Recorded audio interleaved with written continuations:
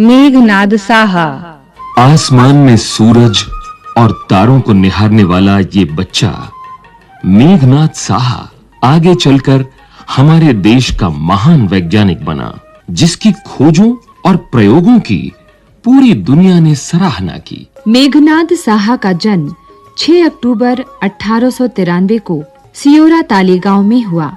ढाका जिले का सियोरा ताली गांव अब बांग्लादेश में है। अपनी लगन और कठिन परिश्रम से 8वीं कक्षा में मेघनाद साहा ने न केवल अपने स्कूल में सर्वाधिक नंबर प्राप्त किए, साहा ने इंटरमीडिएट की परीक्षा प्रथम श्रेणी में पास की।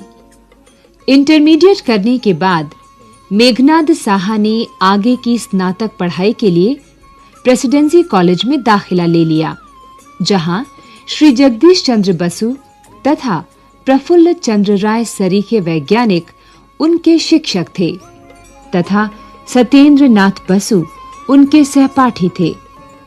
मेघनाद साहा समय पाकर डॉक्टर प्रफुल्ल चंद्र राय तथा डॉक्टर जगदीश चंद्र बसु की प्रयोगशालाओं में पहुंच जाते।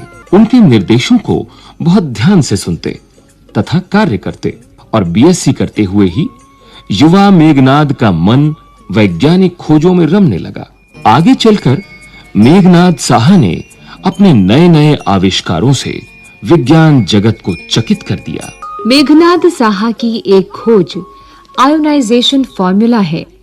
ये फार्मूला खगोल शास्त्रियों को सूर्य व अन्य तारों के आंतरिक तापमान तथा दबाव की जानकारी देने में सक्षम है। मेघनाद साहा संभवतः पहले ऐसे वैज्ञानिक थे जिन्हें कम आयु में ही अपनी खोजों के लिए इतनी प्रसिद्धि मिल गई और वे रॉयल सोसाइटी के फेलो चुने गए।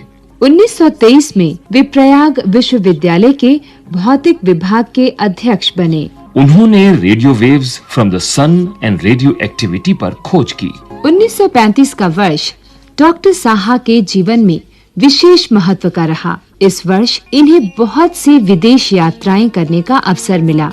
डॉक्टर साहा के एक सिद्धांत ऊंचे तापमान पर तत्वों का व्यवहार की यूरोप के प्रमुख वैज्ञानिकों प्रोफेसर आइंस्टाइन, जर्मनी के वैज्ञानिक प्रोफेसर एम्डेन आदि ने संसार को एक विशेष देन कहा। मेघनाद साहा ने प्रसिद्ध वैज्ञानिक आइंस्टाइन के शोध ग्रंथों का अध्ययन करके उनका अनुवाद किया। ऐसे ही थे मेघनाद साहा। किसी भी विषय की चर्चा चलने पर तारीखें और घटनाएं बताकर सबको चकित कर देते थे। वो कहा करते थे कि सिर्फ समय काटने के लिए किसी विषय की पुस्तकें पढ़ना कोई अर्थ नहीं रखता। डॉक्टर साहा का प्रत्येक कार्य उनके शिष्यों और सहकर्मियों को प्रेरणा देने वाला होता था।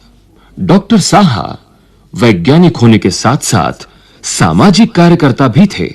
वो अपनी आर्थिक तंगी को भूले नहीं थे।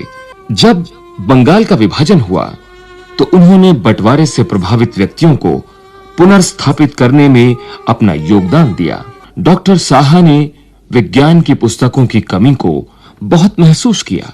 उन दिनों भारत में विज्ञान की पुस्तकों का अभाव था। पुस्तकें विदेश से मंगानी पड़ती थीं। इस कमी को डॉक्टर साहा की पुस्तकों ने काफी हद तक पूरा किया। उनकी पुस्तक थ्योरी ऑफ हीट और मॉडर्न फिजिक्स आदि को बड़ा महत्वपूर्ण माना जाता है। डॉक्टर साहा की पुस्तकें भारत के प्रायः सभी विश्वविद्यालयों में पढ़ाई जाने लगीं। डॉक्टर मेघनाद साहा के जीवन का एक पहलू ये भी है कि उन्होंने कई संस्थाओं की स्थापना की।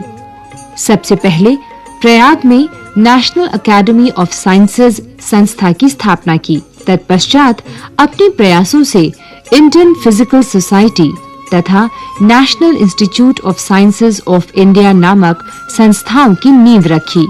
इंडियन फिजिकल सोसाइटी को विकसित करने में डॉक्टर साहा ने कोई कसर नहीं छोड़ी। 1951 में Saha institute of nuclear physics नामक संस्था का जन्म हुआ। अपने प्रयत्नों से उन्होंने अंतर्राष्ट्रीय खगोल विज्ञान संघ की स्थापना की। 1953 में वे इंडियन साइंस एसोसिएशन के निदेशक नियुक्त किए गए। 16 फरवरी 1956 को ये महान वैज्ञानिक योजना आयोग की एक बैठक में भाग लेने राष्ट्रपति भवन की ओर जा रहे थे कि अचानक गिर पड़े और हृदय गति रुक जाने से संसार से विदा हो गए। लगन और मेहनत मानव को उन्नति के शिखर पर पहुंचाती है, इसमें संदेह नहीं। भारत के महान वैज्ञानिक बने। कोई भी उन्नति की ऊंचाइयों को छू सकता है। आवश्यकता है परिश्रम, कर्मठता और दृढ़ निश्चय की। और डॉक्टर मेघनाद साहा का जीवन इसका ज्वलंत उदाहरण है।